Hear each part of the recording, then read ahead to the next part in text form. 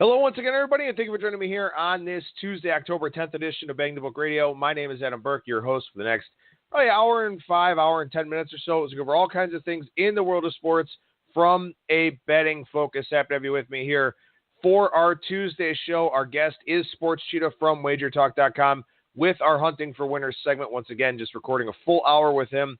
Lots of games to talk about on the college football side, so that's exactly what we did.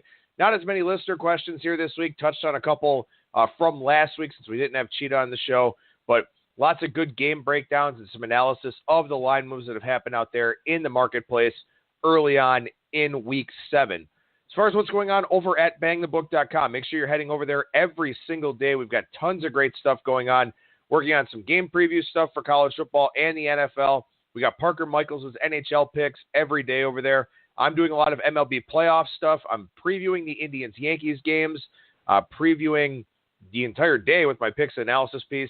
Then once we get into the ALCS and the NLCS, I'll write up some series previews for those. Of course, going to be a short turnaround time if we wind up going 5 games in any of these series here.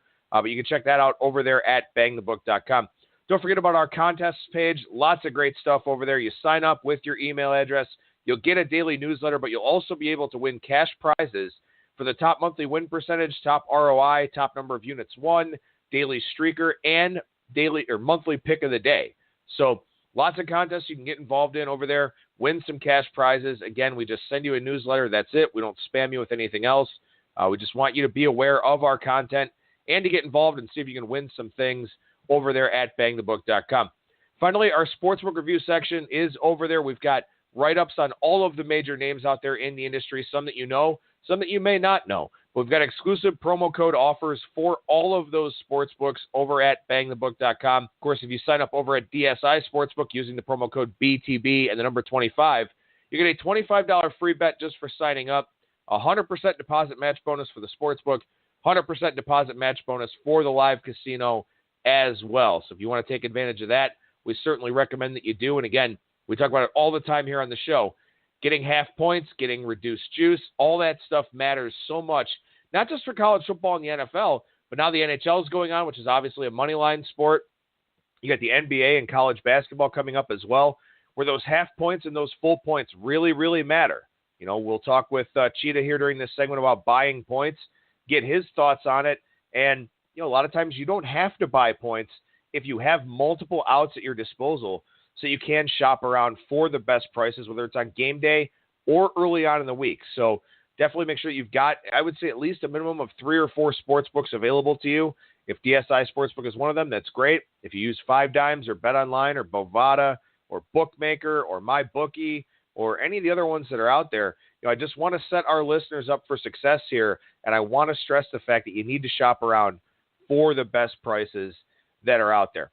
So we recorded this week's Hunting for Winners segment with Sports Cheetah. Good to get him back on the program here today. Like I said, we had a couple of listener questions at the outset, but mostly focused on breaking down some games here for Week 7 of the college football season. So without further ado, here is this week's Hunting for Winners segment with Sports Cheetah. I'm joined now by Sports Cheetah for this week's Hunting for Winners segment. Sports Cheetah, of course, from WagerTalk.com. Preston, how's it going, man? I'm doing well. It's good to be back. Thanks for having me on. Yeah, good to get you back here on the show. And Colin Wilson did a great job pitch hitting for you last week. I know he's a guy that you're very familiar with. So, thanks for passing that along and letting me know that he would be able to take a couple of spots there for you. But good to get you back on the show here, and lots of things to discuss here as we head into Week 7 of the college football season. I do want to circle back to a couple of listener questions from last week that obviously you weren't able to answer because you weren't on the show here. But the first one was about buying points and whether or not there's ever a time when buying points makes sense. And I know that you're a math guy, so I figure you're a perfect person to ask this question. Yeah, I don't ever buy points unless you can get, buying on or off of a 3 or a 7 for minus 120 or better. And back in the day, that used to be like you just buy any half point for 10 cents, and people sharpened up, meaning the books did. And, they'd make you pay, I think generally now, I think it's like minus 130 to get down to like a 3 or a 7. Generally, there's maybe like 1 or 2 places in town that 3 is still expensive, but they'll offer a 7 minus 120. I believe there's like 1 spot. most everyone, and for a reason, doesn't do that anymore. So if your book, or you have like a local or credit shop, because offshores, I don't think they let you do that either for that cheap. So if you have one that does, that's technically mathematically ahead. But otherwise, buying 5.5 down to 5, it's never ahead. And people probably wonder more on like the other key-ish numbers, like 10, maybe 14 or 17 or something. And I never have bought it on or off of those numbers, and I haven't seen any math or historical data that backs it up. So I never ever have. I mean, someone maybe listening has got my plays for years. I actually would be interested to see if I've ever sent out a play and said buy a half point or something, or buy a full point. So I'm confident I say that of hundreds and hundreds of plays now. I don't think I've ever recommended to buy a point. So I just wouldn't do it, and unless you can find, and there's a reason you can't really find them anymore, a place offering the 7 and 3 for a discount, and by discount I mean just 10 cents at -120. What about in other sports? I know that we're framing this question here from a football standpoint. Is it something you do in basketball, whether it's college or the NBA? No, I don't. And it's interesting. I don't buy points like I'm saying now, but in the grand scheme of things, if you're, this is what's interesting. Philosophically, technically, buying points or teasing games or money line parlays can all be plus EV and mathematically correct. You could buy, a half point to 10, so you're getting a dog at plus 10 -120, and if it closes 9.5, then it's not ahead mathematically. But if that game closes 7, and you're holding 10 at just -120, that's a very, very nice edge. So technically, buying a half point there is fine because -120 at 10 is still ahead of the close. So it's still, when it all comes down to it, dependent on how ahead you are versus the market close, right? So it technically, when people talk about they'll never buy points, like I just did, if you're buying them and you're beating moves by 3 points anyways, then I guess you're actually ahead. So it really is ultimately dependent on that. And same with like teasers. I'll be honest, I bet one teaser. I think I bet 3 now on the year in college, and I bet one Saturday, and I bet Colorado State when they were -8, I brought down to 2, and Utah was plus 5.5, and I took it up to 11.5, and it was a plus 100 6-point teaser, which covered some key numbers, especially the 7 and the 3 with Colorado State. And sure enough, Colorado State ended up closing, I think 10.5, and Utah got down to like 3. So I ended up having each leg, even though I bought 6 points, each leg was actually worth 8.5 versus the market close. So even if you didn't think it was like a plus EV teaser, like from the math standpoint, right when I bet it versus where the close is, to buy 8.5 points on each side would cost you more like -140, and I got it for plus 100. So then that was like a really nice plus EV teaser. And so I think it goes both ways for buying points or for teasers. It really is ultimately dependent on how confident you are that you'll have the best number when it comes down to it, when the market's closing or at least getting close to that point. And so I guess I'm glad I thought of that, or you asked that follow-up question, because basketball, football, whatever it is, I don't do it generally. I'll do some teasers occasionally, but ultimately whether or not they're going to be plus EV is going to be dependent on where that line ends up. And if you're making bad bets, whether you're teasing buying points or betting them straight and they're moving against you, then they're going to be bad no matter what. If you're beating numbers, then they're probably going to be good either way. So it's ultimately still dependent on that and how quote unquote sharp or correct you are in making your bets, whether you're buying points or not. Well, and a lot of this has to do with risk profile and bankroll management and how you want to approach those things. So that kind of segues into another listener question we had from last week. And again, these are lines from last week, but I wanted to bring up this example to get Cheetah's thoughts on it a little bit. Had a listener that got Florida Atlantic at a pick'em, and then that number wound up going to 3.5 when the question was asked. So line was picked, then it was -3.5. And the question was whether or not to buy back or look for the middle there with a 3.5 point line move. So I think I probably know what direction you're going to go in terms of this answer. But, if you've got a 3.5, point move where you've got a key number of 3, or even if it gets to 4.5 and you've got 3 and 4, is that an automatic middle shot for you? No, it definitely isn't. I would say I actually think I'd end up getting up to 5 for that game's sake. So hopefully he didn't do it, or at least he waited. It didn't end up mattering. Florida Atlantic covered pretty easily all the numbers. So it's tough for people to do this, and I got caught up doing it way too often back in the day, I think, especially with like some bet online openers that used to just be so soft, even just 3, 4, 5 years ago. And I would just take, it's moved 9 points, and I have 2 or 3 pretty nice numbers that I could land on. I have to just take a middle back.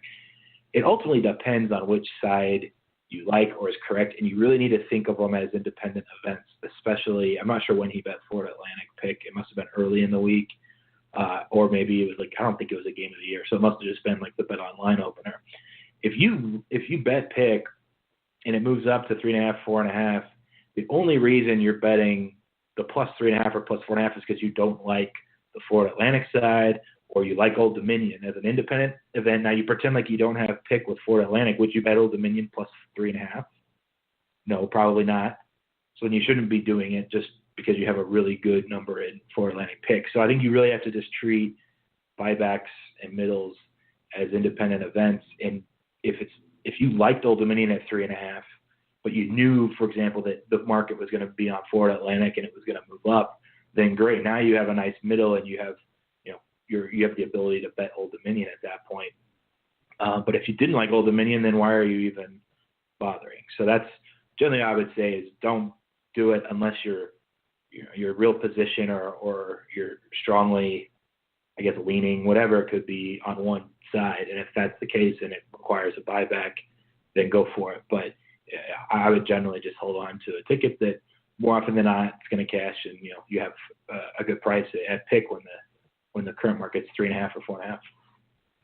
Now, I know some people will say you don't buy back all of it. You don't buy back the full unit that you got at pick. Maybe you play a half unit back the other way to kind of limit your exposure a little bit. And then, of course, if you hit the jackpot, you'll pick up a unit and a half there. What do you think about that? Because you just said that you should be treating it as an independent event. So if you want to go for it, do you recommend just, playing that full unit, or do you subscribe to the idea of, don't cost yourself all of the profit on a good number? Yeah, I've done that too, where I only play back like half or something. And I'll do that a lot when I'm betting in game, where I'll have, what's an example? I had a really good under bet in the Louisville North Carolina State game, I believe, just last week. The under was good by, I had like a 9-point middle, I think is what it ended up being. And it was evident towards the end of the third quarter that there were too many drives that stalled or had a turnover, and I feel like I was fortunate that my under bet was looking good at the time, and it also was going to kind of pick up because Louisville was trying to come back, and they were going to play a little faster, and they really just couldn't stop defensively. They couldn't stop North Carolina State and get off the field. So I ended up buying back on over and did it for the full amount, because at that point I actually kind of liked over. I think it was a 50.5 live, and I had bet under 59.5 or something earlier. So I played back over for the full amount. But yeah, if it was like, I still like under and I still like the way that the pace is going, but I wouldn't mind taking a shot at a middle, then maybe I'd do a smaller amount. But ultimately, it all again just depends on, like, look at it now as an independent event. Do you like over 50.5 at that point, and for how much? And for me, it was I would have a full unit on over 50.5, and it was sitting on a middle actually until late in the fourth, and they ended up giving up a touchdown to NC State one more time at the end. And I think Louisville, it was a pick six is what it was actually, to go over all the numbers. So I ended up missing the middle, but I saved money playing back. But I would just stress whether it's buying back half or a third or all of it. It just treat it as an independent event, and how much would you bet on that number and that team at that moment in time. All right, well, let's take a look here at Week 7 specifically. We're going to run through several games here on today's show. But before we do that, Preston, I do want to touch base with you on this. We talked about this a couple of weeks ago. Conference play now, are there any adjustments that you make to being in the conference play portion of the season? In terms of your power ratings here, are they getting more efficient relative to what we're seeing in the opening lines in the market? What do you mean exactly from the opening lines? You're saying, like, are my power ratings lining up with the openers more? Yeah. Are you finding smaller edges, from your power ratings to the openers? I think it's probably still a little similar. I think overall the closing market has been a lot closer to where, for the last week especially, was the first week where I thought I didn't make too many adjustments to my numbers going into this week because most of the closes were around where I had them anyways. But there were still a bunch of moves throughout the week, and I think I bet 14 sides, and only I think one went against me, one or two stayed around the number, and then I think I was ahead of like 11 of the games or something. So I was ahead of a lot of the moves that ended up closing closer to where my number was. And so, yeah, I would say the openers and stuff, there's still some edges to be had versus my numbers, but I would say my numbers have lined up now most with the market closes last week more than any other week. So, just adjusting week to week through the year, it's I think at least probably the most accurate as far as numbers go at this point. But then again, I bet a game yesterday. I won't say which one, but I thought it was low. I bet it and actually went the other way, point and a half. So maybe not. We'll see. But for the most part, I feel like my numbers are a little bit more efficient than they were, each week as the season's gone along, and last week now being, I think, the most efficient yet. So what do you think of this week's card overall? I mean, I feel like there have been some pretty interesting line moves, some on games that we'll talk about, some on games that we won't necessarily talk about here. But, do you feel like we're getting to a point now where we have a pretty good idea of who these teams are and you have a pretty good idea of where these numbers are going to go? Yeah, I think so. So I went and bet 5 at the Win when they opened numbers here in Las Vegas. There were some other ones I touched. I bet online, an hour before that. I probably hit like 7 there, and then 5 of them were still available at the Win. And I was able to give 4 of those out to clients Sunday evening. So once they opened it, Bookmaker and Pinnacle and 5 down everywhere offshore. One of them, which was Memphis -3, which is a game I think we're going to talk about anyway. My -3 is kind of like you need that, in my opinion. It's kind of the buying tip, but the point, whatever. So at -4, 4.5, it's a pass. So if it gets down to 3 again, then I think that's a good buying point for people listening that want to keep an eye out on that line. But the other 4, yeah, I think it was in general a pretty good card. I think my volume as far as like openers and hitting numbers earlier, because they are a little bit sharper than they were say week 1 or week 2, goes down. But then I really dive in over the next few days into like every matchup and how like all the situational stuff and just reading up on prep and coach stuff and maybe game planning for each matchup and really digging in more to the box scores and numbers from this Saturday and how the teams played and any injury reports. And once you do that, then I usually end up coming up with like 8, 9, or 10 more plays by the end of the week. So for the openers, I would say actually only hitting 5 at the Win was actually, I could just tell you right now, I had it up. I was doing some accounting earlier. That was the least amount of games I've hit at Win. It had been like 6, 8, and 6 at the other weeks I'd gone. So yeah, I guess in general, as far as that goes, it kind of goes with your other question too. Is maybe the openers are a little sharper too, as the season's gone along or progressed. All right, well, we've got a long list of games to talk about here. This one isn't on the list, but I just want to get your take on the line move because we actually talked about this one a little bit on Monday's show, and I'm sure we'll talk about it as we go throughout the week here. This Texas Tech West Virginia move kind of surprises me a little bit. I mean, this is one, in terms of my initial power ratings, that went way against my number, and I was actually pretty surprised by it, to be completely honest with you. But this one opened 6. It's down in the 3.5 range now. The 3s have a little bit of extra juice. The 3.5s are flat or -0.5. This is one that did surprise me a little bit, though. Yeah, it's interesting because Texas Tech, the last, I could pull up their schedule here. I've bet against them a few weeks in a row. I bet against them against Houston, and Houston was starting Allen at quarterback and couldn't score. And that ended up just being a pretty bad bet despite Houston actually coming back. But it was one where I'm pretty sure I laid it was like 6 or something, and it got up to 7, 7.5. So like technically the market went my way. The next week against Oklahoma State, I thought was a great spot. Oklahoma State off the loss, much better offense. Texas Tech's defense isn't like good yet. I mean, they're not that great. Their offense is still decent. And we were laid like 8.5, and it got up to 11 or so when it closed. So again, the market was with me. It was against Texas Tech.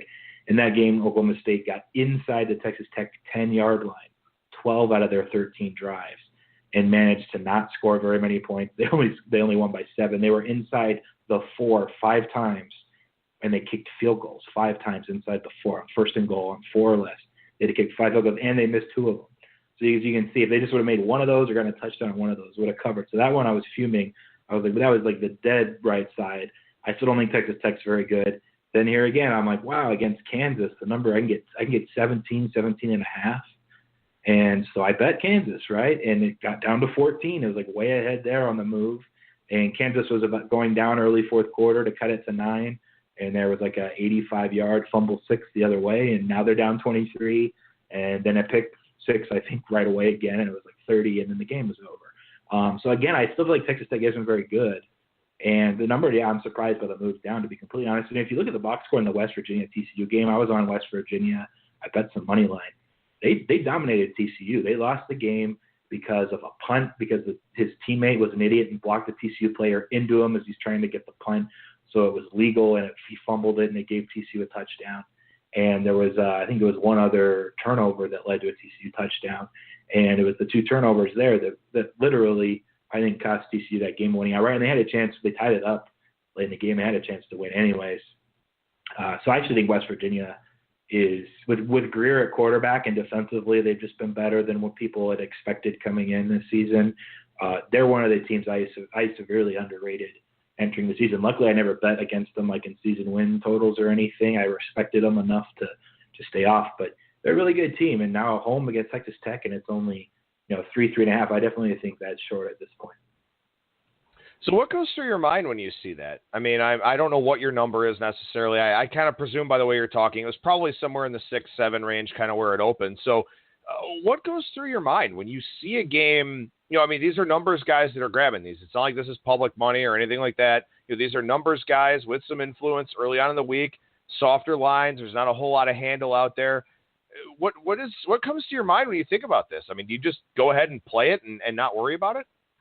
Well, this is what's weird is, I mean, you try to think through, which I kind of did just now, talking through each of these games. And on the flip side, I mean, West Virginia, we bet plus 14. I'm pretty sure that got down against TCU to 11 or 12. It moved a few points their way. So the market and like the real money's been behind West Virginia, and they've been anti-Texas Tech for like 3 weeks running. So then this move going the other way, it kind of is fishy to me, maybe screams setup or something.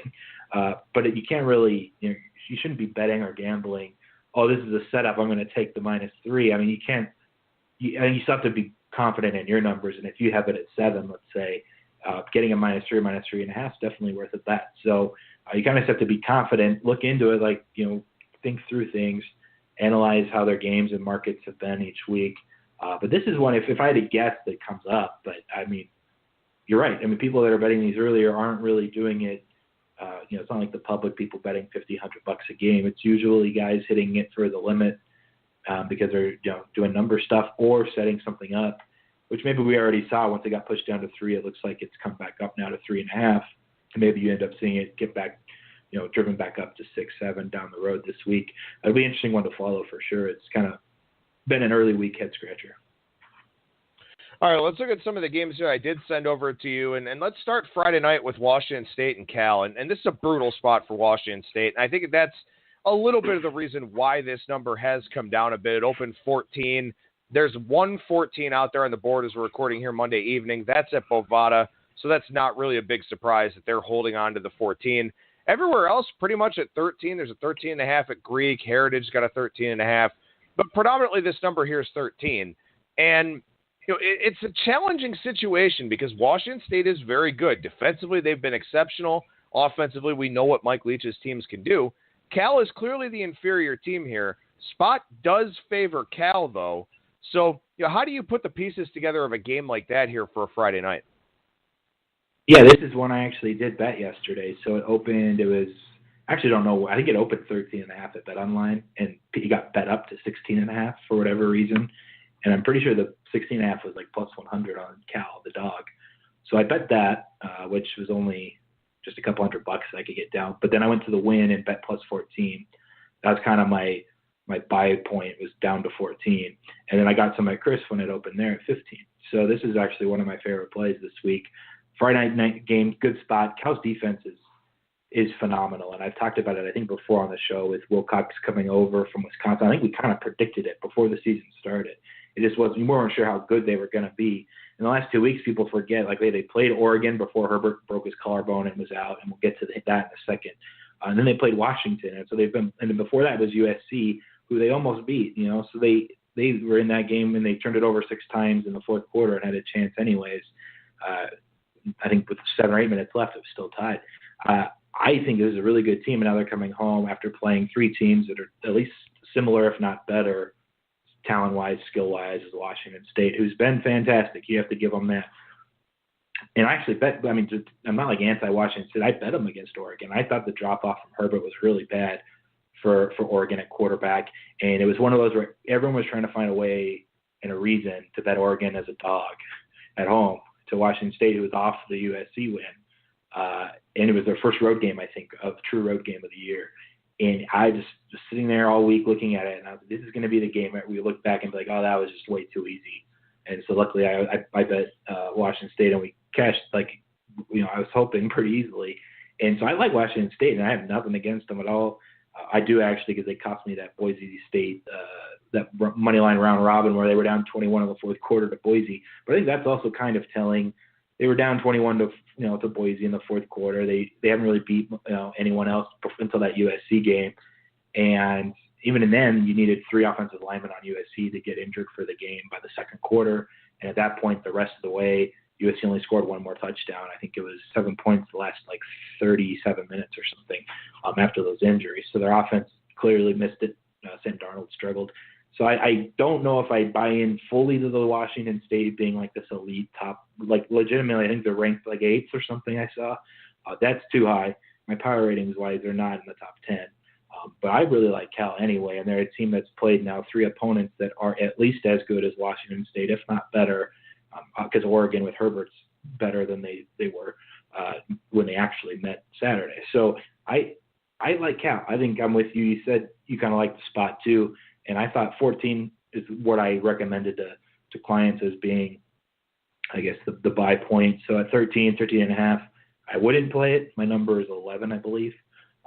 But if it comes back up to 14 or whatever, 74% of the money supposedly is on Washington State, and it's moved down.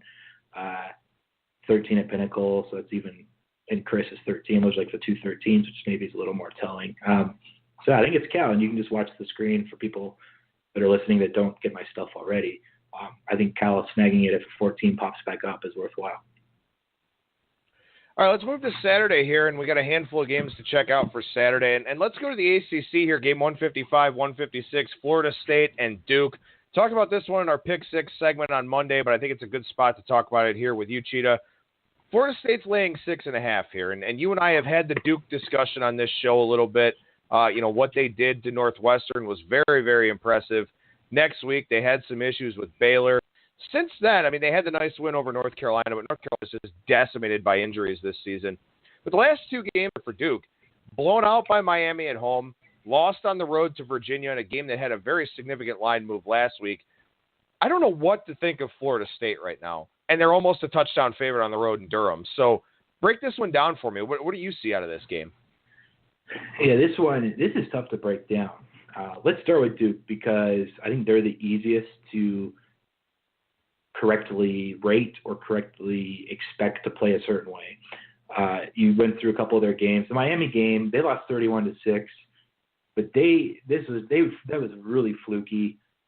They did not lose by 25 points in the box score outside of the final score. It was, I think they were only minus 50 yards. They didn't even really turn it over much, but they found a way to move the ball 40 to 60 yards and get to Miami's 40 to 50, midfield to the 40 and just stall every time. That's when they stopped getting first down somehow right then. Or they'd take, every time there was a sack, it was when they were in Miami territory, which put them out of field goal range or made it so it was 3rd and 17, and then they ended up having to punt. They only scored 6, but they dominated, I thought, offensively against a really, really good Miami team. what's even crazier, I think this is where I don't think Duke is. I mean, they're not bad. They went in Virginia. Remember, they crushed Boise on the road. They this offense has just been awesome, and we started seeing it against UConn. And I've been tweeting about the quarterback, and now I'm forgetting his name, like Bedkirk or something like that. He was just dropping dimes, and he's just been fire since. And they beat a really good Duke team at home, which I think is just more telling about where Virginia's at and the job Bronco Mendenhall has done there now. And I think it's his third season. So you have to just give Virginia credit. And there was a move against Virginia the morning of. I think they were 2-point favorites, and it went to Duke -1. It seems like a big move through the 0 and around 1 into a 2. It's not a super key move. It's more significant to go from 2.5 to 3.5 for obvious reasons. So I wouldn't look too much into that. But I mean, I think a lot of people, me included, were surprised Virginia was a favorite. But I'll tell you this: I have Virginia in this like stock market type league where you buy them before the season or during the season. You can buy and sell teams based on their win total and projected win totals. I bought Virginia before this year started, and I was planning on selling them against Duke, and then I didn't end up doing it. I just think this team's really, really solid. So I held on to Virginia. So I just don't think that's a dog on Duke that they lost on the road in Virginia. I think it only ended up being by one score. It was 21-21, and Virginia scored last, I think, 28-21.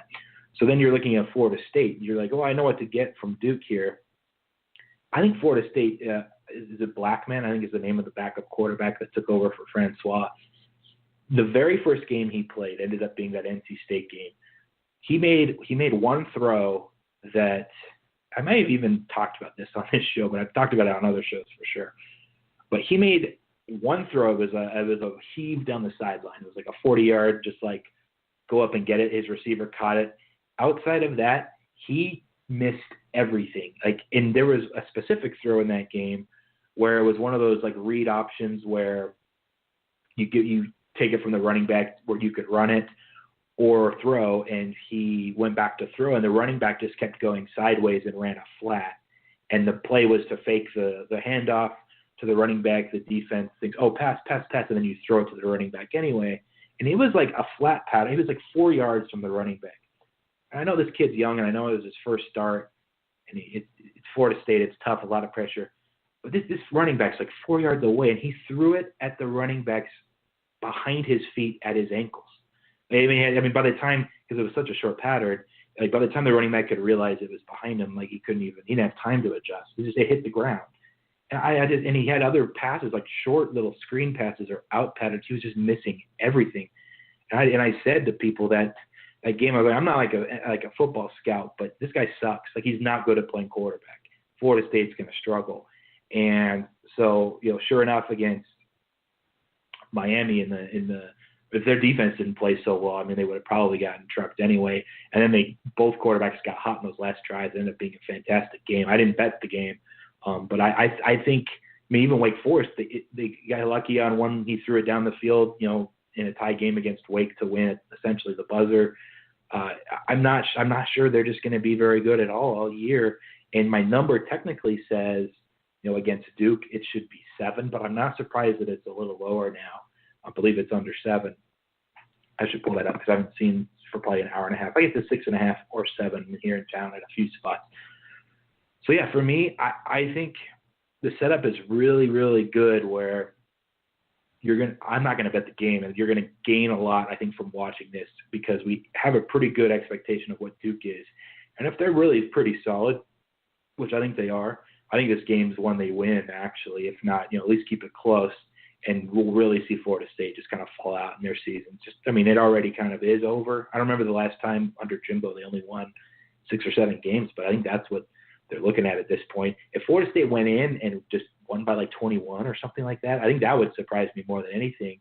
And at that point, we need to reassess then where we're at with Florida State because it is a young kid at quarterback who maybe starts improving or whatnot. So big game. I'm not sure if you like a side either direction, but I'm curious what I start hearing from people this week because it's not one I think that I'll end up being able to bet at all. No, my number on this game is 8 right now. And you've had a chance to watch Blackman and actually see how he plays the position. I haven't had a chance to do that. So I've kind of been wondering all along, have I made enough of an adjustment to Florida State with DeAndre Francois out? one of the things that's really hard about this game is, and I think this is indicative of the line, is that Florida State just has that talent advantage. They have that athleticism advantage over Duke, but Duke is that scrappy. They're better in the underdog role. I mean, we kind of know that. We've sort of seen that, as we've gone along here, not just throughout this season, but throughout the Cutcliffe era. And they're in that underdog role here against a talented but disjointed team. And this is a spot where I would be inclined to maybe look to go against my number if I had to have action on this game and take the Duke at 6.5. I think there is a 7 still out there somewhere, probably Bovada or something like that. It's actually at 5 dimes right now. But, I mean, it does feel to me like one of those games where, like you said, Duke could very well win this game. I don't think it surprises anybody. I mean, look, last week, they didn't do anything defensively, or they didn't do anything offensively against Virginia. But we talked about Bronco Mendenhall when they were going up to Boise and talked about that 3-3-5 and how it's a tough thing for a quarterback to look at. Virginia had 310 yards in that game last week on the Duke defense. And you just talked about with Bankert and the way that he's throwing the football around. I mean, this is why looking at box scores is so important, not just looking at the final scores, because I, like most other people out there, just kind of, I mean, I've had so much going on with the Indians games and all that type of stuff. I look at what they've done the last couple of games, 31-6 to Miami, 28-21 to Virginia, and I'm thinking, what's wrong with Duke? But then the way you broke it down, Cheetah, in terms of getting some eyes on these games and box score study, maybe there just isn't anything that wrong with Duke. Maybe the offense isn't great. I mean, that is a concern that you could have. But defensively, they've played just fine. And, I mean, if Florida State isn't as proficient as they generally are on offense, and you're sitting there taking 6.5 or 7, not a bad spot to be in. It's one of those games, I think I maybe even talked about it here on your show, Adam, where we're talking about, people ask questions about my money lines a lot because I posted on Twitter the first few weeks of the season, I post money line dogs that I bet, and I round robin them and stuff. And they're generally like weeks 1 through 3 because I think the non-conference schedule and just the fact that it's really in the season offers a lot more just wide variance of like anything could happen in certain games and certain teams with new coaching and this and that.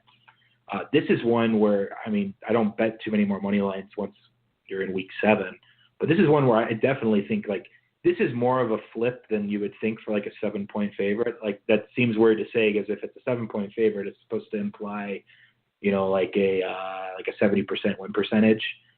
But this is one where you can get Duke at 2-1 or even a little higher in a game that feels like can go either way, if that makes sense. So if I actually ended up putting any money on this, I think that's kind of the direction I would lean, is just betting Duke at the plus money. And you're basically betting, is Florida State really just this bad? And, it has Duke. They've been better than their scores have shown, and that's why we're getting some value. So I do kind of like that angle. That just kind of came to me as you were breaking it down. I didn't put this game on the list that I wanted to talk to you about, but as I'm looking at the odds screen here and going down by rotation number, I see Middle Tennessee State and UAB. Oh, okay. What? I thought you were saying Michigan's just getting lit up right now. Michigan against Indiana is getting bet, so that's what I thought you were going with. No, actually, but that is interesting to see that. That was a strange number to look at to begin with here early in the week. So, what the hell? We'll go back to that game then, 141-142, and let's talk about that line move here. And what do you think is the catalyst for this? Well, it opened, like the win opener was above 7, and I know offshore the BetOnline one was above 7. So it came down through the 7. That's a pretty big move yesterday. It probably had a lot to do with Chris opening up under 7 and Pinnacle and stuff. So for me, my number, I believe, and you may know more than I do, which is bad, but I didn't bet Indiana games the last 2 weeks, is Legault. Is he injured or is he just benched for Ramsey officially? Do you know that for sure? What I saw is that they opted to go with Ramsey. And he's been the guy. And what's unfortunate is that, last week they played Charleston Southern, who didn't complete a pass in the game. Ramsey's numbers look good, but, it's Charleston Southern. So, I think it's tough. You're kind of walking into a bit of an unknown here, I think, in terms of him against a competent defense. Yeah, absolutely. He's technically not their best passer, but he has a little more of a dual threat ability. He can run the ball. They benched Legault against Virginia when they were scoreless through, I think almost the entire first half. And Ramsey came in and was actually able to move the ball because of his legs. And then he was able to do that some against Penn State. I think Legault played in that game too. And then he got benched again and Ramsey came in. And then Ramsey just played the whole FCS game. which, like you said, what can you really take from that? So I'm intrigued by that, and I'm intrigued by the sense that Michigan, a team that all year and before the season people were talking about being down because they only have one defender back, and they still have the best defense in the country yards per play wise. They gave up. Get this, and maybe changed on the last drive. I don't remember exactly, but Michigan State had one first down the entire second half. Think about that. You're down 4 points for the majority of the second half, and your opponent only gets one first down, but you couldn't actually win the game. And the reason was I think Michigan turned it over 5 times. And so Michigan played a lot better game than that final score. And I took the dog. I bet plus 13.5 on Sparty, just playing the numbers. And honestly, that matchup is always drama. It comes down to the final play, it feels like. But I think Michigan, that actually impressed me more that Michigan was in that game when they were -5 in turnovers, because their defense, despite getting put in bad spots, one first down the entire second half. Their offense just couldn't do anything. They kept killing them. Harbaugh, part of the blame, I think, making weird calls as far as putting who's the backup of Corn, I think, in the weird spots. I don't know if Spate's going to be healthy or going, but my number in this game is 9. And so I'm looking at betting Michigan. I was kind of curious to see where this is going to head, and I don't actually release my plays until I have like a daily set time at 5 o'clock Pacific time. So I can't like as we're on here, I'm seeing it move from 5.5 to 6. I couldn't like hurry and send it out or anything. I got to wait till 5, but I think Michigan's definitely a buy. It's kind of this weird perception that they're not good or something now because of that Michigan State game, but that was just like a really lopsided, weird game, and they still almost won anyways, and their defense was still fantastic. And now you're playing a similar quarterback who's like a dual threat guy that doesn't throw very well, except probably against a worse defense, and you're not going to hopefully turn it over 5 times. So I don't know. I kind of like Michigan on the spot. It doesn't feel like a game that Indiana, similar to the Ohio State game, they just find ways to lose these games, even if it's close in the third or fourth quarter. Indiana just can never pull these ones out. So that's not why you'd be betting it. I'm betting it mostly because my number says to, but I saw it lighting up and I thought it was interesting. So it's definitely worth a look to back the Wolverines inning. No, it is interesting. I mean, my number is Michigan -8 here in this one. So from a line value standpoint, obviously when it was 5.5, that was a great grab with the 6 and the 7 out there. Now Michigan's side getting hit pretty hard. And I mean, I don't know. I don't know if it's people thinking there's a look ahead to the game in Happy Valley next weekend on the 21st. I don't know if it's the fact that O'Corn's going again here because Spate's out for multiple weeks. I mean, I don't know. I honestly don't think that there's much of a power ratings difference between Spate and O'Corn anyway. So, I mean, it was one of those lines that was pretty surprising to look at. I mean, Indiana really hasn't done anything that would get much respect out of me, but it felt like this line was giving them respect, and it was one of those ones that I kind of raised my eyebrows at a little bit for sure. Yeah, I agree. Now it's up to 6.5 at Pinnacle. So, I mean, someone decided just to start firing at it, kind of to hell with it, back Michigan, and it is what it is. If Indiana can finally get a win against a top-tier opponent, then they deserve it. But I don't buy into Ramsey necessarily, and I still think I'm so impressed by this Michigan defense. And it's a Harbaugh defense. You shouldn't be too impressed, but everyone harped on him. And I kept saying, don't worry, like his recruits, like he has these guys. One starter is probably not a big deal. Well, they've even surpassed my expectations. I mean, if they end up, I think it's like they were 3.3 yards per play, which is a full like half yard better than the next best team in the country. That's how much better they've been defensively than anybody else. And I think it went down, even though they lost the game. Their defense, they only held Michigan State to like 2.8 or 9 yards per play. So their defense is just so good. I don't know. I'm really intrigued to see how Indiana responds ultimately. Probably like the under some, but it's come down from 48 to 45.5, 46. So anyways, we can move on to the next game. I know you talked about Middle Tennessee State and UAB. It's not up a ton of spots. Probably just because the stock still is just like always questionable every week. So their lines are only up at a few books generally each week. Yeah, what I really wanted to ask you about here was the UAB side, because this is a team that, I mean, they haven't played football for 2 years. You give Bill Clark a ton of credit for sticking around, for finding a way to go out and get players, whether it was transfers or get somebody to actually go to the university to play football as they were bringing the program back. I just wanted to get your thoughts on how you adjust a team like that, because coming into this season, we had so much unknown. They're 3-2 right now. They're halfway to a bowl game. They just beat Louisiana Tech, who is generally a pretty good Conference USA team. So that's really what I wanted to get your thoughts on is how you're adjusting UAB as the season goes along.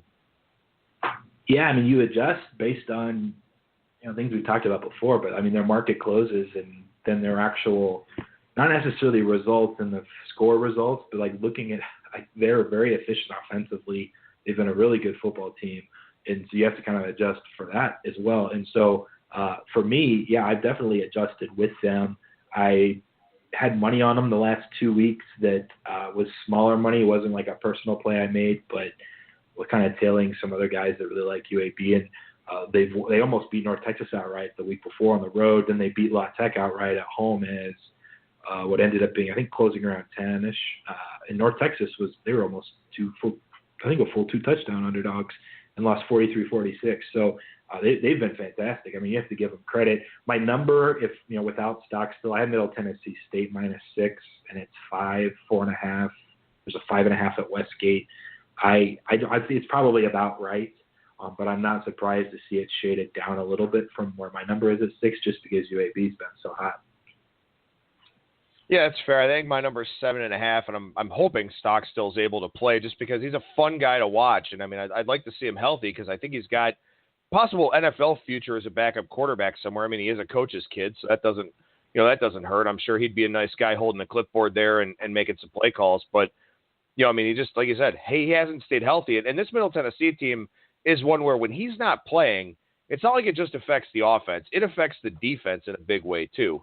So, again, every week you pretty much just kind of play that waiting game when it comes to Middle Tennessee State. Let's move on to a bigger game here, a bigger conference game. 173-174 on the board, Utah and Southern Cal. Man, I got to say, I understand the line. I totally get where it is. And, in fact, I have my personal number a little bit higher than where this line is. But I never have any interest in going against Kyle Whittingham as a double-digit dog. Yeah, my number is actually 14.5. I was hoping the initial opener I think I first saw yesterday was maybe 11, and it's kind of just been creeping up ever since, 13, 12.5 now. I was hoping maybe it'd be like a 10. I was going to lay USC. I will say I don't disagree with you generally. I mean, they find ways to cover and win 9 games a year no matter what. So you just have to credit Whittingham for that. I mean, even against Stanford, they got a lot of the steam. They were playing the backup quarterback, Troy Williams, who is horrible. And they still only lost by 3 against a really good Stanford team. And they found a way to cover just about every number unless you bet +3 late on Saturday. So I can't disagree with you in that regard. I'll say I think USC last year on the road, and this is Darnold's the only game Darnold lost last year as a starter. And I believe it was his first start actually. And I took +4. USC was at, or maybe it was, I think it was +3 or 3.5, and they were at Utah, and they were up 17 with like 6 minutes left. And they just took the foot off the pedal, and also the defense just started playing prevent like a lot of teams do. And sure enough, in 6 minutes, Utah went touchdown, 3-and-out, touchdown, onside recovery, and at the buzzer, literally with zeros on the clock, I think, or 1 second, and that's what it was. It was 1 second on the clock for a touchdown, so they still had to kick the extra point. So then they went up and they won by 4, and I think the +3.5, +3 is all lost with USC.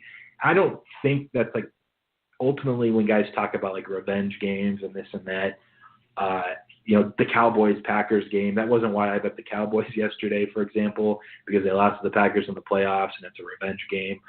But a lot of guys probably have that as a selling point. For me, the number was short. I bet -1.5. And sure enough, I think it got to 3. So it should have been a higher number to begin with. But this is another example where, I'm not going to be betting USC because they have this revenge from blowing that 17-point lead in Salt Lake City last year. And ultimately, that was the one that cost them, a chance at winning the Pac-12 and potentially going to the playoff, because their losses, I guess, before that was like Alabama, and it was the Washington game where they would have had the rematch in the Pac-12 title and because since they beat Colorado, they would have had the tiebreaker there if they had not lost to Utah. They would have maybe been in the actual playoff or at least the Pac-12 title game.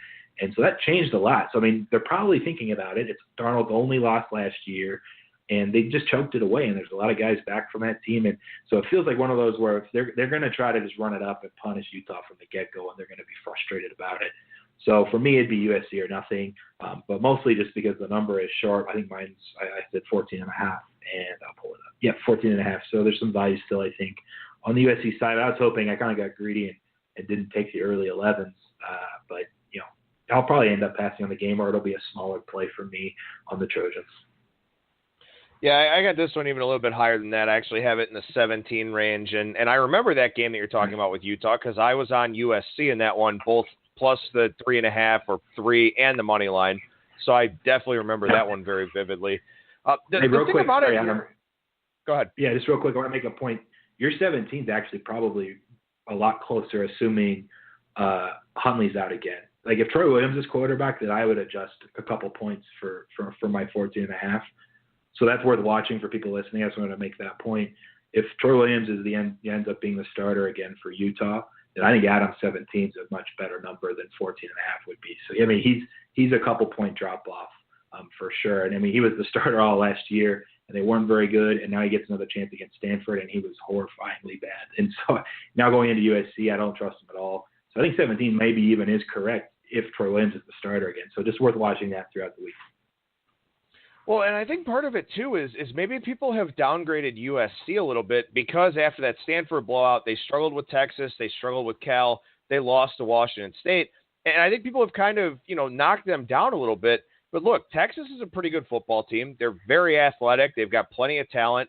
That's not really anything that bothers me too much, especially coming off of the Stanford win. Cal, we talked about them already. Cal defensively is a very, very good team. And then going up to Pullman and losing to Washington State, that doesn't really surprise me all that much either. I mean, it's a tough place to play, and Washington State is a pretty good team. So I sort of feel like maybe people have soured a little bit too much on the Trojans. Maybe they expected too much from Sam Darnold, who, yeah, he's thrown 9 interceptions. He's also completed 65% of his passes, has 12 touchdowns, can make all the throws that he needs to. He's just had some issues throwing into double coverage and some tip passes and things of that sort. But it kind of feels to me like people are selling their USC stock because they were a trendy pick to win it all, and they don't look like a team capable of winning it all right now in the minds of some. And at that point, I think that's when you kind of get a buy sign on a team like that. Yeah, totally. I mean, USC at Washington State, I believe, and they were up like 17-7, and then in the second quarter, the first half, and then their offensive linemen just started going down. It was the weirdest thing, and all 3 at halftime were announced out for the game. And they were and after that, Darnold was running for his life. And, you've seen it kind of throughout the year when they've had some injuries where he just doesn't have enough time. He's throwing a few into double coverage or tip passes and this and that.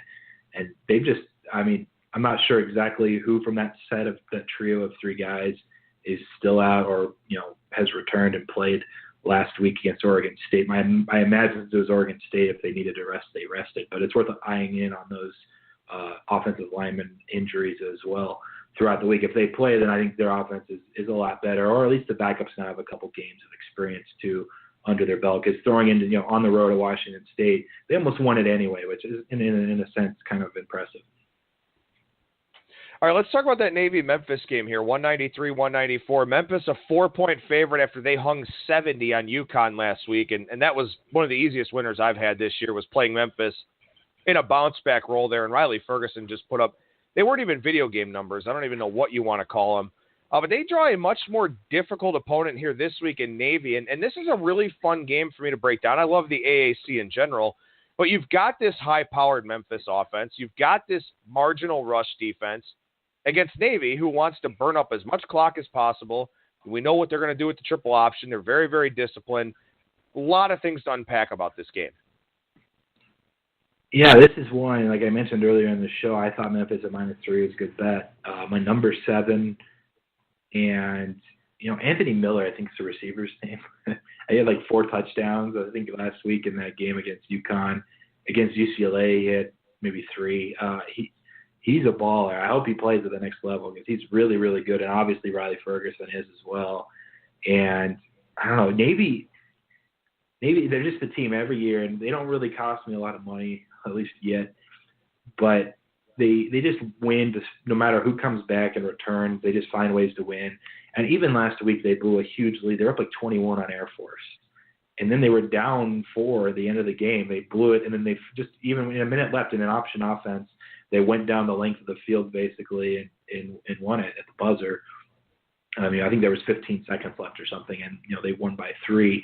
So they just have so much of that, whatever it is, like extra, it's probably got to give credit to the coach, but they just find ways to win those games, and they always go over the season win totals and that type of thing. I don't, my numbers are pretty good on the Navy games every week, and now it's short, and it might just be because Navy's been, winning every week themselves.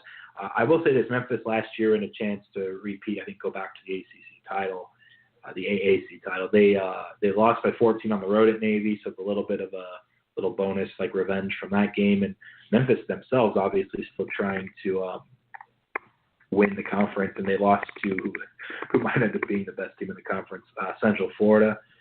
But outside of that, they've won their other games. They beat UCLA. I mean, they're still in a really good spot. And this Navy one's big, and then they go on the road to play Houston 5 days later, by the way, and that's kind of an interesting spot when they have to play Houston on Thursday night on the road, just right after this Navy game.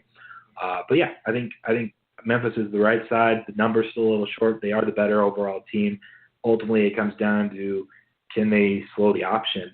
And I think last year they gave up. I think the score was 42-28. I think they lost by 14. So they gave up 42. They didn't slow down the option very well. What's nice is this year their offense is so good, and it's not like the Navy defense is very good either. So I mean, if they gave up 42 to Navy, I think you're still thinking Memphis might win the game anyways. And if they're able to hold Navy to say 31 range, then they're definitely winning this game, I think. So I like the Memphis side, and that's one that I think I mentioned earlier as well. I think -3 is like the tip of my buying point. But if it comes down, it's touched 3.5 a couple spots, but mostly 4s. But watch out. If it hits 3 again, I think that's definitely worth a bet. Navy had 447 rushing yards in that game last year. They also had 3 completions for 85 yards. So, just a lot of big plays there for the Navy offense. And here's an angle that I don't, we don't generally talk about it because we sort of think that the service academies are immune to some of these situational spots because they are so disciplined, because of the way that the program is run. But man, I got to think, coming off of basically a walk-off win, with their win expectancy dropped to about 5% in a game against a fellow service academy with the Commander-in-Chief trophy, implications there. I mean, if you're ever going to find a spot where Navy is going to be prone to a letdown, it's got to be this one. Yeah, absolutely. And honestly, you look back, they barely beat Tulane, and Tulane's a much improved team this year too. I want to say also, Cincinnati, they only ended up winning by 10. They gave up 32 to a really, really bad Cincinnati team. And Memphis, 45 to Air Force. It just seems like their defense, and especially now if it's a nice letdown spot like you mentioned, and with UCF on deck coincidentally, it just feels like a game Memphis should be able to put up as many points as they need to find a way to get. It could turn in to like that UCLA game where it's just back and forth Memphis and it's whoever has the ball last. I just have a sense that Memphis is going to be better defending the option this time around. And on top of it, they're just so good and maybe so average or below average defensively that we should be okay here. So if you got some of that -3, I think it actually opened 2.5 at BetOnline. I think that's the right side. I think it's a good bet. Well, and of course, too, when you think about it last year, they had a rookie head coach in Mike Norvell. They had a defensive coordinator in Chris Ball, who was a co-DC at Washington State for a while. This is a guy that had never really done too much with the option. So when you've got a coaching staff that hasn't seen it, it's really hard to prepare for. So, Memphis should be better this time around. At least that would be the thought that we'd look to go with here. All right, let's go to game 207, 208 here in the SEC, Auburn and LSU. So everyone writes off LSU, then they go and beat Florida. Well, maybe Florida's not that good of a football team, but maybe LSU is a team that we don't want to write off yet. Auburn's in Baton Rouge as a 6.5-point favorite now. Looks like they're the preferred side early in the week. Yeah, this is one where, like, before the year, you never would have guessed Auburn was laying a touchdown at LSU. It actually was 8 at the win. And I'll tell you this, I still didn't have it in me to back LSU. It kind of smells like that Georgia-Tennessee game where the number's way too high, but the road team's just that much better this year. And, Georgia crushed Tennessee. Auburn, they only ended up winning by 21 against Ole Miss, but they gave up in the second half. I think they lost the second half by like 17. They were winning the game by like 38 at one point. Before that, they crushed Mississippi State, won by 39. They beat Missouri on the road by 37 or something like that, 30, maybe even 40 something. They've been really, really good, and so that's part of it is they've just crushed 3 SEC teams in a row. And on the flip side, I will say LSU, I mean, that game is going into overtime or another team wins if Florida just makes an extra point. They missed the extra point. It's the only reason LSU won 17-16. Florida seemingly tied the game in the fourth quarter, and then they missed, and then that was it. That was over. So Florida maybe wins that game in overtime or something. LSU still lost to Troy at home. People like this. I mean, that was why people were betting LSU, because they were at 6.5-point dogs, and that was way too high against Florida. But the fact that they still were about picked in the end of it is still pretty telling. I mean, before the year, that would have been something I had. LSU still pretty good favorites in. So, I mean, they've been adjusted down some. Whether they deserve to be 6.5, 7-point dogs to Auburn, probably not from a numbers perspective. But how much stock do you want to put in what Auburn's done the last few weeks? The fact that now they only gave up 14 points on the road to Clemson tells a lot about their defense, and their offense is getting better and better now the last month. I mean, since that Clemson game. This is the game where they win. I personally, they host Georgia and host Alabama later in the year, but Auburn's one of my main futures from before the season. It was the only one I bet that wasn't 2 super long shots. And they were 32-1, and then I bought more after Clemson at 75-1. So I'm an Auburn fan going forward, and I just think that they are that much better this year than LSU. And so I couldn't end up even taking LSU at +8. I won't be laying it with Auburn either. I think it's a fine number at this point, but I think we'll learn a lot about where Auburn's at. If they end up winning this game by pretty handily on the road, then that Georgia game, November 11th, and then potentially that Alabama game, November 25th, for the division and possibly SEC title and a playoff spot. I mean, those are massive. Those are going to be. I mean, game day should be at Georgia, Auburn, if not both. I mean, this is just going to be a fantastic little 3-week stretch there in November for the SEC. I actually should have been looking at this in terms of the Golden Nugget games of the year lines while we were going through. And just to circle back to the games we have touched on here, Washington State was a 4-point favorite against Cal over the summer. LSU was a 7-point favorite here in this game against Auburn. And then USC was a 20-point home favorite against Utah. So give you a little bit of a frame of reference there in terms of how these teams have dropped off or risen up here so far this year. By the way, another one, Oklahoma State was only a 7-point favorite for Baylor. That number is 25.5 or something like that now. But it is interesting to see, how far LSU has fallen in everybody's mind here. And Auburn was a team that had some hype coming into the season. And now we've got, a 14-point swing basically in this line. I do think that that's pretty telling. And you could also make a case that maybe it's too much. But when you look at the body of work for LSU, it does start to make some sense. And like you said, I mean, we look at that Auburn game and we're kind of like, what's wrong with this offensive line? What's wrong with Jarrett Stidham? What's wrong with this? What's wrong with that? Maybe we were focusing on the wrong thing. Maybe we should have focused on how Auburn gave up 14 points and Clemson's defensive line is just ridiculous. And now all of a sudden Auburn is just hanging numbers on everybody. And, it kind of speaks to something we've been talking about a little bit here on the shows of late is the way that you have to evaluate past performances, based on what we know about these teams as we get more data points. Yeah, definitely. I liked Auburn in that game. I took them +7, 7.5 game of the year against Clemson for the very reason that I thought Clemson without Deshaun Watson, new quarterback, was going to take some time. And sure enough, that whole angle really, and plus I think my number was like 4.5 or something. But that angle actually backfired because I think it was Jarrett Stidham in this Auburn offense adjusting to incorporating him as a passing threat, which they just haven't had for a few years, and then also the run game, which I think they blitzed the Ole Miss on the ground. I just had it on in the corner, so I didn't watch the game very closely. But I mean, they've just been able to run the ball now really well, really effectively, and I think ultimately it was them kind of just getting their groove, and they might have just hit stride. And I think defensively they've just been really impressive. And the Ole Miss points, like the 20 they scored in the second half, were all I think in the fourth quarter, and all just kind of after Auburn gave up 38. So, and then maybe even was backups in for Auburn. For all I know, I wasn't watching closely enough. So, I mean, it's been so impressive. This is probably like, I guess it comes down to this. LSU barely, we were saying, is it time to write them off or not? When they, barring a missed extra point, they maybe lose to Florida too after losing to Troy. They just are a team that hasn't really shown much at all outside of the BYU win, which is looking like nothing anyways now at this point. I think Auburn's supposed to be the favorite. It's hard to say, especially looking at the game of the year stuff.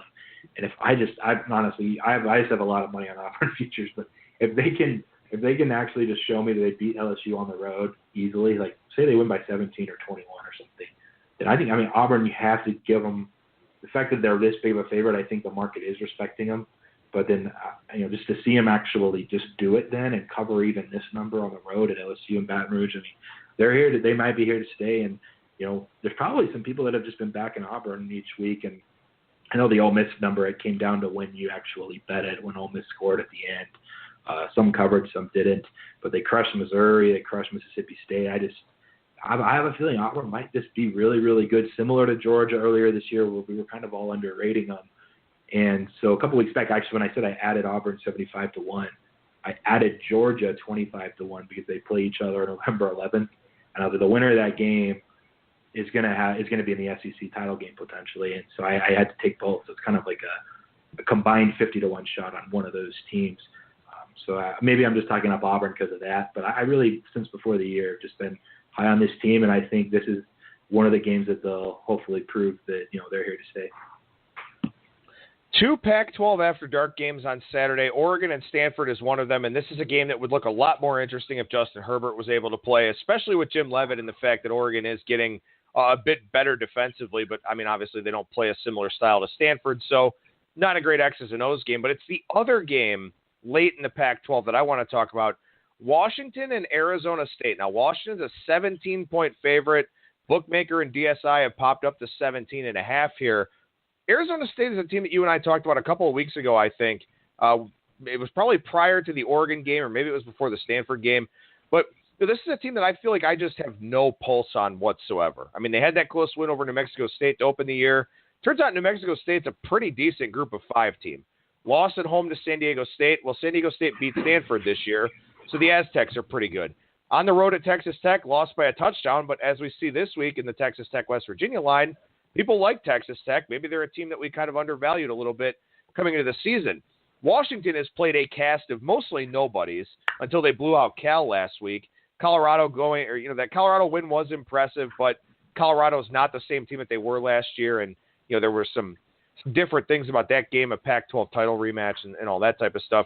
But this is a game where, I don't know, I feel like Washington's going to be in a dogfight here. No pun intended since they're the Huskies, but something about this game is odd to me. Yeah, I think we may have talked about the Oregon-Arizona State game for sure. I ended up backing Arizona State, and I don't know if it was your show or another show, or I think it might have been a different one, but they were asking what your favorite money line dog of the week was, and I said Arizona State. It was like plus 525, and I actually cashed it. Maybe I mentioned it on your show too. I remember people like thanking us or something in Twitter notifications after. But they're a team I like actually, and the reason I'd really bet it is they had been playing like San Diego State and these teams where they're not great defensively, and Oregon ultimately had played teams that were really bad offensively. And I was like, Oregon's going to get their points against Arizona State, but the number was like 2.5 touchdowns or something that Arizona State was getting, or it was at least 14. And I was like, Arizona State scores well enough, and Oregon just hasn't seen very good offenses. They're going to be able to just score with Oregon no matter what. I mean, this should come down to kind of whoever has the ball last, and it basically did. Actually, I think Arizona State actually blitzed them early and held on to the lead at the end. But I have to say, this Washington defense has been even better than last season. And they haven't played anyone yet. But holding Cal, Cal, when they did score, it was actually on a fumble 6. It was their defense that scored last week. Cal didn't score a single time. They tried to get on the board offensively. I don't actually know if you're following this game. You're probably asleep. The spread closed 28.5. Down 31. Cal ran their last play just against the backups against Washington. And with like 18 seconds left, and they were letting it go down. And Wilcox hurries and calls a timeout with 1 second left. No joke. 1 second, down 31, just to kick a field goal to try and get on the board or maybe cover because he knew the spread. It also was factoring into the second half, which was 24, and I had been under, and it was sitting at 21. So I was like, oh, great. I thought I had won because it was over. They were just letting the clock run. They called timeout, and then on the snap, he hikes it over the field goal kicker, the holder's head, and it goes backwards like 30 yards, and then the game ended. So it was a really weird end of the game. But my point of bringing that up was it's a funny finish if you were up late watching Pac-12 after dark. But it also was a game that I think Washington was really impressive defensively, and they have been, even against, it was Colorado, and they played Fresno State. Fresno State scored on them because Fresno State's really, really solid this year offensively. But I've had to adjust Washington up in my ratings from last year, which is kind of surprising to me. And I just had to do it. All my numbers have been falling a little short. Even this one, I only have it at 15.5, but I don't think I can take 17.5 to Arizona State just because Washington's been covering as big favorites just because their defense has been so good. And so Arizona State, a team that we talked about, I think they even have a bye to prepare for this game. They can score with like an Oregon. I don't know if they can just score on Washington like they would against a weaker defense. So you can't really, I guess, go with that same angle in this particular matchup just because defensively they're not very good. They're going to get scored on. And Washington defensively is not giving up much more than, 17 to 24 maybe max in this game. So I just had to stay away. The total is really high. It's like 62. I had it a little lower. Might be one I end up looking at betting just because Arizona State on top of having the 2 weeks. Generally, the extra bye, I think, benefits the defense having 2 weeks to game plan for Washington, for one. But then sometimes offensively, having 2 weeks off can kind of, build some rust or whatever, not having played an actual game action. And so maybe early on, Arizona State can't move the ball. So I might look at betting under in this game more so than the side. Last thing I'll ask you about here, with regards to Washington, so they play Arizona State this weekend. They're a 3-score favorite. They're a favorite of 17.5. Then they have a bye. The rest of their season, they host UCLA, host Oregon, at Stanford on a short week Friday night, host Utah, and then the Apple Cup against Washington State on November 25th. What do you think about this Washington team going forward? I mean, they are 6-0. They're covering big numbers. Haven't really played anybody the caliber of the final 5 teams that they're going to play. So how do you rate the Huskies going forward? I mean, is this a team – there's probably not much futures value on them given the fact they were in the playoff last year. But do you see a buy point for them in any futures at any point coming up here? I'm not sure what the actual price is for them, so it'd be dependent on that, I guess. I haven't looked, just because I'm like you. I think I've assumed that it hasn't been one that was really worth betting. So my guess is no. But it's a very interesting schedule in that you could argue, depending on how you rate Arizona State versus Colorado, but you could argue that the 6 toughest games they play are these next 6 versus the first 6 were the easiest 6. And at least these final 5 are the toughest. So I'm with you. I think it's a very interesting spot. Interesting the way the schedule breaks down.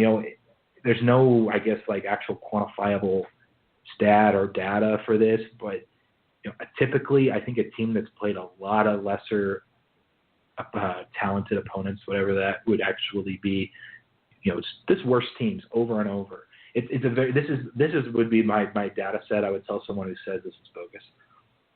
The LeBron Eastern Conference LeBron, whether he was with the Heat, the Cavs before the Heat, the Cavs since the Heat, he is 0 in game 1s of the finals because he walks through an Eastern Conference that's so much worse than the West. And even in the finals that they beat the Thunder 4-1, the game they lost, game 1 against the Thunder crushed them. There's this sense of like a wake-up call when you just play teams that are much better than what you've been playing for 2 months. In the NBA finals sake, it was maybe more like a month, but for Washington's sake, it's literally going to be 2 months of bad teams. And then they have to play, and you're not going to say UCLA is great, Oregon's great, but Stanford's really pretty good. And in Utah, Washington State, I mean, this is a really tough stretch. And, their wake-up call, it's hard to imagine it'll be against UCLA at home or Oregon without Herbert now. They kind of maybe get a nice little build-up before they have to play Stanford on the road.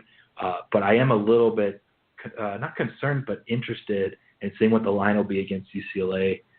And then, even Oregon or even Stanford come that week in, I think it'll be November, just because I think there's a sense of needing to play up to your competition and needing time to adjust. And then the LeBron teams, the Eastern Conference teams, I mean, he's always come back. If they were the better team, they won the series more often than not if he needed to. But always game 1s in the finals. Like he just never wins them. And I think it has not necessarily him. It's just that the whole team just played worst teams in the East all April, May. And you get to the finals, and it just takes some time. And I think we might see that for Washington. And it's a concept I actually talked about with someone before the year started because we thought this Washington schedule was so intriguing, just the way it's set up. Unfortunately, UCLA is not as good as I think a lot of people we're hoping they are offensively, but defensively they're so bad. I don't think this will end up being a weird spot. I was hoping, though, UCLA would be a fun team to back and maybe even upset Washington. I'm not so sure anymore when it ultimately comes down to it. Right now, looking at BetOnline, Washington's 14-1 to win the national championship. And part of the problem is, I mean, on the surface, with how good this team is, that might not look like that bad of a price. But the problem is, because their schedule is so backloaded, if they lose a game late in the year, it's hard for them to make up ground. I mean, we talked about Ohio State losing to Virginia Tech a couple of years ago. That was in the second week of the season. So they had time to repair their image. The problem with Washington is if they lose a game, it's going to be late, and then they don't have time to do that. Well, and the main point, I think, also on top of that is that the two most likely losses will be on the road at Stanford or the Washington State game at this point. And both of those, if they lose one of those and the other teams only end up with one loss, the other teams will have the tiebreaker because they're in the same division. So on top of the fact that it's a late loss, Washington could kind of recover if they got with one loss to the Pac-12 title and beat USC, maybe they get to the playoff anyway. But if it's a loss late that keeps them out of the Pac-12 title game, then for sure that's it. So yeah, for like 14-1 at that point is completely dead. So part of that, betting that number, I think, is dependent on where Stanford ends up because they, one of their losses with the San Diego State doesn't even matter in the Pac-12 standings. Their only loss could be USC, and if they beat Washington at home, boom, there you go. Stanford, after beating Utah, one of their other tougher games, they're in the Pac-12 title game over Washington, or even Washington State, who ends up maybe upsetting them to end the year in the rivalry game for the Apple Cup. So yeah, it's definitely an intriguing number. I would say 14 off the top of my head. I haven't actually run numbers, which I could, and we could shoot a tweet out or something, but 41 does seem a little high. So BetOnline offering 14, shop around. I would have guessed maybe in town it's more like 10-1 at the most. Maybe offshore just has a couple better prices. Sports Cheetah from WagerTalk.com also owns Podcast U. Whatever you want to plug here, feel free. Go right ahead. Thanks, Adam. I appreciate you having me back on. Yeah, if you're interested in my actual college picks I give out, you can go to WagerTalk.com and get everything there. PodcastU.Vegas has a lot of audio clips breaking down every game that I don't give out to clients. If you're just interested in a lot of that stuff Adam and I just went through. I do that for every single game and give out my numbers and just talk through what I expect to see in that particular matchup.